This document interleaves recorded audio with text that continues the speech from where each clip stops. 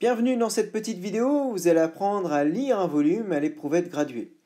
Alors tout d'abord, il faut repérer la capacité de l'éprouvette. Dans l'exemple ici, c'est une éprouvette dont la capacité est de 100 ml. C'est le premier objectif à atteindre.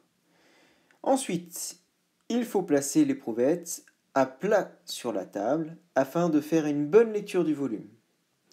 Troisième critère, il faudra déterminer le volume correspondant à une division. Pour cela, il faut repérer 10 intervalles ou 10 divisions. Par exemple, ici, entre 90 ml et 100 ml. On a donc 10 divisions pour 10 ml. Alors, il faut savoir combien vaut une seule petite division. Pour cela, on construit le tableau suivant, dans lequel on indique le nombre de divisions et le volume. Alors, pour 10 divisions, cela correspond à un volume de 10 ml, 100 moins 90, donc pour une division, ce sera 10 fois moins. Donc une division vaudra 1 ml. Ensuite, il faut s'accroupir pour placer son œil au bon endroit. Donc on place l'œil au niveau du liquide. Avant-dernier critère, il s'agit de lire le volume.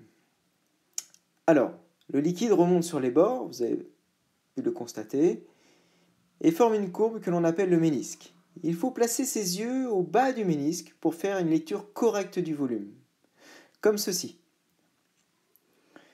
Une fois que cela est fait, il faut lire le volume correctement, et on le note sur sa feuille.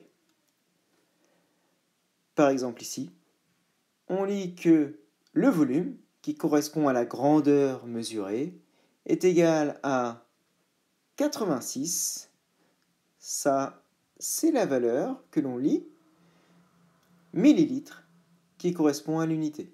Donc on doit écrire V égale 86 millilitres. Et voilà!